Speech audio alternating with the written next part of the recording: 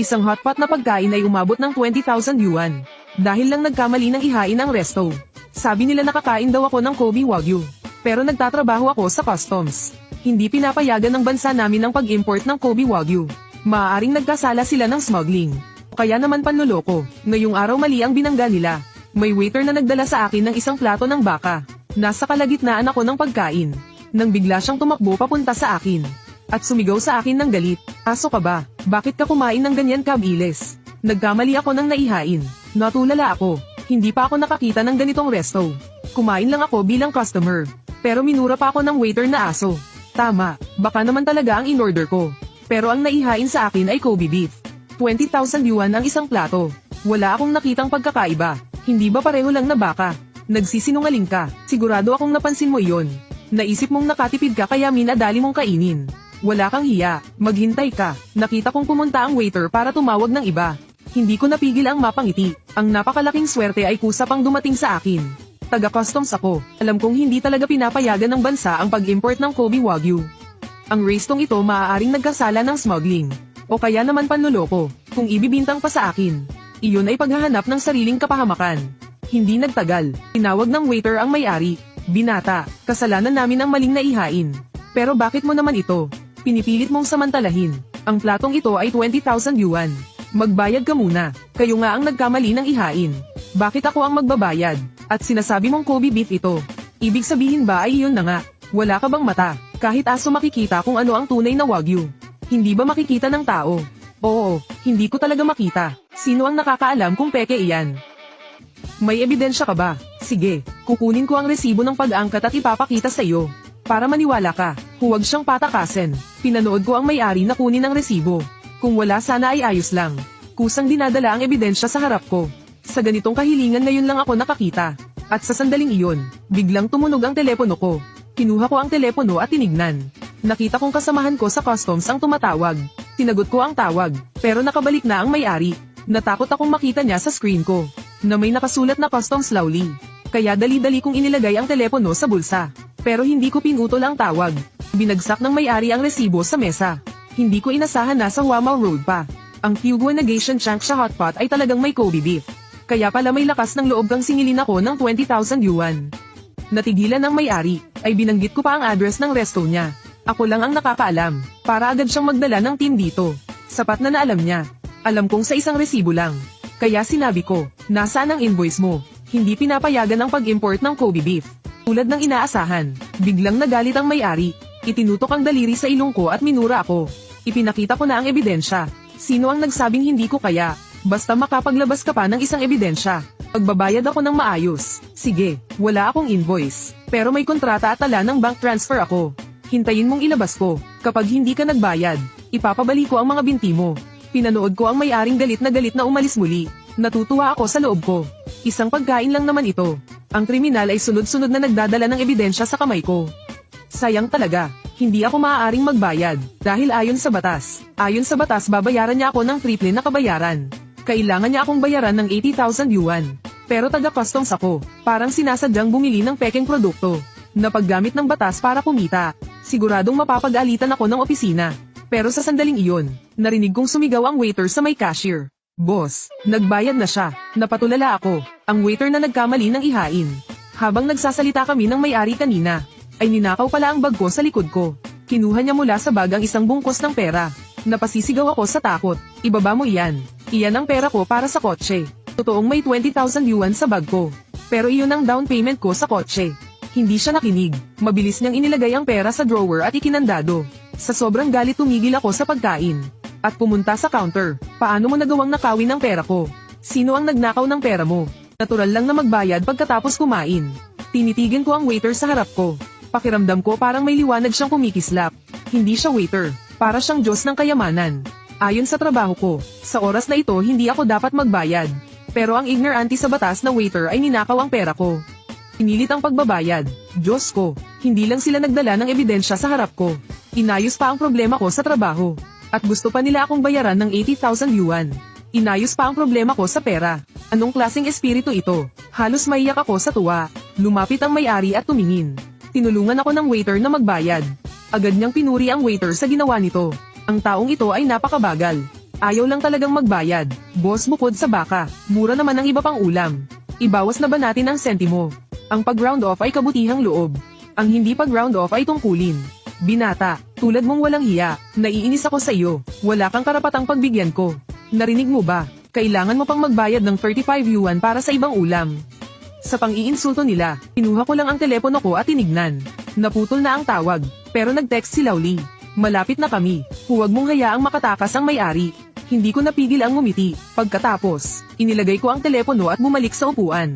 Boss, hindi mo ako gusto, pero gustong gusto kita. Hindi pa ako busog. Pakidagdagan pa ng isang plato ng Kobe beef.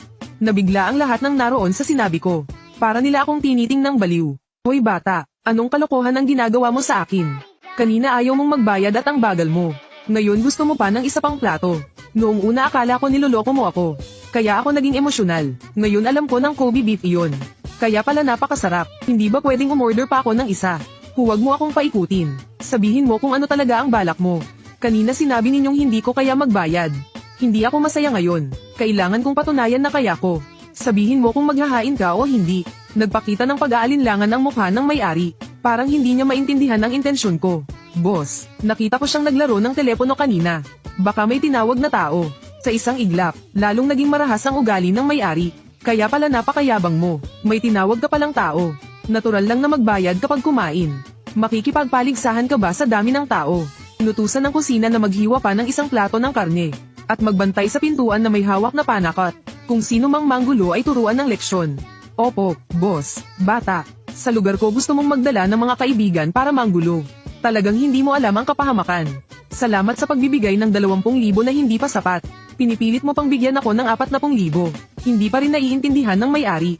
Ako dapat ang magpasalamat sa 80,000 na ibibigay nila. Boss, paano mo nasasabi iyan? Gusto ko lang talagang kumain pa.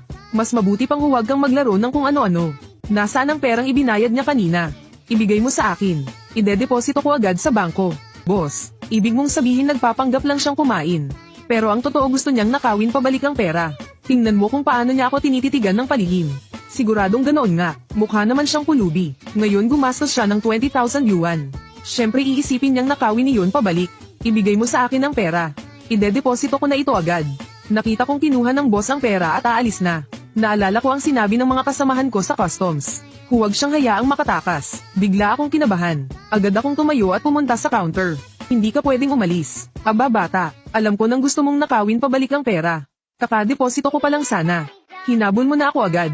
Paano nagkaroon ng tulad mong kasuklam-suklam? Buti na lang at nakita agad ng boss namin. Na isa kang basura. Binata, talagang mahirap ka na nga, maliit pa ang isip mo. Sinasabi ko sa iyo, dapat marunong kang managot. Ikaw ang kumain. Dapat mong tanggapin. Habang nagyayabang sila sa harap ko, biglang nabuksan ang pinto ng resto. Pumasok si Lowly na malamig ang mukha. Sino ang nagsabing may Kobe beef siya? At pinagbabayad ka ng 20,000 yuan. Nang makita kong nagmamadaling dumating si Lowly. Sa wakas nakahinga rin ako ng maluwag. Nakabayad na ako. Lumaki ang mga mata ni Lowly. Puno ng hindi makapaniwala ang mukha niya. Paano mo nagawa ang ganitong bagay? Alam ko ang ibig sabihin ni Lowly. Taga-customs ako. Sa ganitong sitwasyon ang pagbabayad ay may hinalang sinasadyang kumita, pero hindi alam ng waiter at ng boss. Akala nila pinapagalitan ako ni Lowly, na nagbayad ng maayos, kahit ayaw niya kailangan niyang gawin. Paano ka kakain ng hindi nagbabayad? Itinuro ko ang waiter at sinabi, siya ang nagnakaw ng pera ko, at pilit akong pinabayad. Agad na naintindihan ni Lowly ang lahat. Alam din niyang ang waiter mismo, ang naghatid ng kayamanan sa kamay ko. Ang tingin niya sa akin ay puno ng inggit. Oras ng tanghalian ngayon, marahil nagmadali siyang pumunta rito. Kaya hindi siya naka-uniforme, nakasibilyan siya. Hindi alam ng boss na taga-customs ang taong ito. Akala niya kapatid na tinawag ko. Agad siyang ngumisi ng malamig. Kaya pala may tinawag ka talagang tutulong. Kung may lakas ako ng loob magbukas ng tindahan, matatakot ba ako sa gulo ninyo? Walang manggugulo rito. Ang mahalaga, sabi ng kasamahan ko, kumain siya rito ng baka. Nagbayad ng 20,000 yuan. Sabi mo Kobe beef iyon. May ebidensya ka ba? Tulad ng inaasahan, pareho kami ng iniisip ni Lowly. Sila na mismo ang lumapit. Paanong hahayaan naming mawala ang gantimpala? Syempre meron. Hindi pa alam ng boss na may malaking problema siyang darating. Direkta niyang ibinigay ang kontrata sa pagbili. Kasama ang resibo ng pag-angkat kay Lowly. Maingat na sinuri ni Lowly ang mga dokumento. Maaaring peke ang mga ebidensyang ito. Sertipiko ng pinanggalingan. Pakibigay ang invoice ng pag-angkat at sertipiko ng pinanggalingan. Ulat ng grading at sertipiko ng import quarantine. Ang mahalaga, sabi ng kasamahan ko. Naghahanap ka ba ng gulo? Bakit ako magbibigay sa inyo? Alam namin ni Lowly na hindi siya makakapagbigay ng Kobe beef. Hindi naman talaga ito maaaring ay import. Paano kung peke ang resibo at kontrata mo? Naiintindihan ko ang intensyon ni Lowly. Nakasibilyan kami, kaya hindi kami pwedeng magsiyasat. Kaya gusto niyang ang boss mismo ang magbigay ng ebidensya. Kapag kami ang nagsiyasat, magiging paglabag yun sa amin. Pero kung siya mismo ang magbigay, walang magiging problema. Baka kahit gaano karaming ebidensya ang ibigay ko, maghahanap pa rin kayo ng dahilan para hindi tanggapin. Seryoso ang mukha ni Lowly. Basta makapagbigay ka pa ng isa, maniniwala akong totoo ka. Sige, ipapakita ko sa inyo ng malinaw. Wala ako ng mga sinabi mo, pero may resibo ako ng bank transfer. Kapareho ng halaga sa kontrata. Sapat na iyon, di ba? Pwede, sobrang pwede. Ibigay mo at titingnan ko. Malamig na ngumisi ang boss. At muling hinanap ang kanyang resibo ng transfer. Nakatayo sa tabi ang waiter at tinitigan ako. Puno ng pang-iinsulto ang mukha niya. Hindi na nga makabayad, tumawag pa ng tao para manggulo. Talagang habang mas mahirap mas maraming arte. Sa tingin ko, huwag ka nang bumalik sa resto namin. Ikaw mismo waiter ka lang. At waiter pang nagkakamali ng ihain. Saan ka kumukuha ng lakas ng loob na maliitin ako? Sino ang nagsabing waiter lang ako? Intern manager din ako ng restong ito. Mas maayos ang buhay ko kaysa sa iyo. Hindi tulad mong kuripot sa 20,000 yuan. Napasinghap ako sa simpleng sinabi niyang iyon. Ginawa niya ang sarili niyang kasabwat. Ano ba ang nangyayari sa restong ito? Isa-isa silang nagdadala ng ebidensya. Sa sandaling iyon, bumalik ang boss, dala ang resibo ng transfer. Ibinagsak niya ito sa mesa. Imulat ninyo ang mga mata ninyo. At tingnan ninyo ng mabuti. Ngayon ipapaintindi ko sa inyo. Kinuha ni Lowly ang resibo ng transfer. At napabuntong hininga ako. Bastardong bata, ano ang sinabi mo? Sa sandaling iyon, biglang bumukas ang pinto. Pumasok ang mga kasamahan sa customs na naka-uniforme. Pagkakita ng boss sa mga taga-customs, namuti ang mukha niya sa takot. Mga kasama sa customs, bakit kayo narito? May natanggap kaming ulat na may hinalang nag-smuggle kayo ng Kobe beef. Sa isang iglap, matinding tinitigan kami ng boss. Kayo palang dalawa ang nagplano laban sa akin. Mga kasama sa customs, huwag kayong maniwala sa mga kalokohan nila. Tinadya ng dalawang ito na siraan ako. Paano kanila siniraan? Wala namang Kobe beef sa tindahan ko. Ang dalawang ito, kaninang palihim na may dalang mga dokumento sa tindahan ko. Sabi gagawan daw ako ng resibo at transfer slip. At makipagtulungan daw ako. At ikontrata sa pagbili ay ginawa pa nila para sa akin. Oo nga, humingi pa ng pera sa boss namin ang dalawang ito. Sabi kong hindi magbibigay ng pera. Isusumbong nila sa customs. Marami sa amin ang nakakita. Ikaw mismo ang nag-abot sa akin ng mga dokumentong ito. Paano naging ako ngayon ang gumawa ng peking papeles para siraan ka? Kalokohan. Ikaw ang nagdala ng mga iyan. Wala akong kinalaman dyan. Habang nagsasalita, lalo siyang nagagalit. Tinutok niya ang daliri sa ilong ni Lowly. Walang hiya, mga kasama sa customs. Sa mukha pa lang ng taong ito, hindi na siya maayos. Bigyan ninyo ako ng hustisya. Tiningnan ng mga kasamahan ang boss at waiter. Parang tumitingin sa baliw. Kailangan may ebidensya ang sinasabi mo. Kaya mo bang panagutan ng mga sinabi mo? Kaya mo ba? Oo, kaya ko. Biglang inilabas ng boss ang kanyang ID. At inilagay sa harap ng dibdib niya. Maaari akong magreklamo gamit ang tunay kong pangalan. Isusugal ko ang sarili kong reputasyon. Pagpasok pa lang ng dalawang ito ay siniraan na ako. Oo nga, handa rin akong tumstigo gamit ang tunay kong pangalan para sa boss. Nagmamadaling sumingit ang waiter na nagkamali ng ihain. Inilabas din niya ang sarili niyang ID. At tumayo sa tabi ng boss. Mag-video lang kayo. Handa kaming managot sa mga sinabi namin. Napabuntong hininga ako ng malalim. Ano ba talaga ang problema ng restong ito? Hindi lang sila kusang nagdadala ng ebidensya. Ngayon may hinala pang paninirang puri. Ang CCTV ang magpapatunay kung totoo o kasinungalingan ang sinasabi ninyo. Sira ang CCTV ng tindahan namin itong mga araw. Pero marami kaming saksi rito. Lalong nagliyab ang galit sa puso ko. Kung hindi kami taga-customs, kundi ordinaryong mamamayan lang na kumain dito. Paano namin ipagtatanggol ang aming karapatan? Inaapi nila ang mahihinang ordinaryong tao dahil sa dami nila. Kapag hindi mo napatunayan ang sarili mo, kahit mauwi sa parehong talo, hindi alam kung gaano karaming oras at lakas ang masasayang. Sa pag-iisip na iyon, lalo kung kinamuhian sila mismo ang lumapit. Hindi nag-atubili ang mga kasamahan ko. Isang kasamahan ang naglabas ng telepono at nag-video.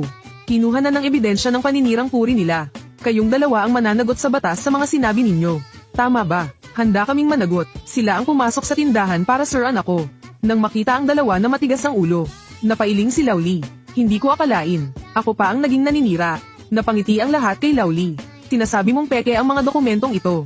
Tama ba? Oo, ang mga empleyado ng tindahan ko ay mga saksi. Hindi ako sisuko sa mga taong tulad nilang Siga. Lahat ay napabuntong hininga ng malalim. Pagkatapos may nagdala ng uniforme at ipinasuot kay Lowly. Siya raw ang gumawa ng peking mga dokumentong ito.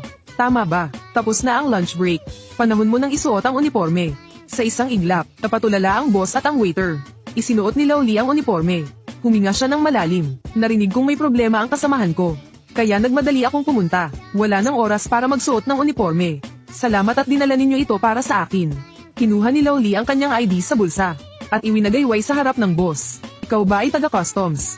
Lahat kami. Kayong dalawa rin. Noong una smuggling lang ang kaso mo. Ngayon may paninirang puri ka pa. Lalong namutla ang boss sa takot.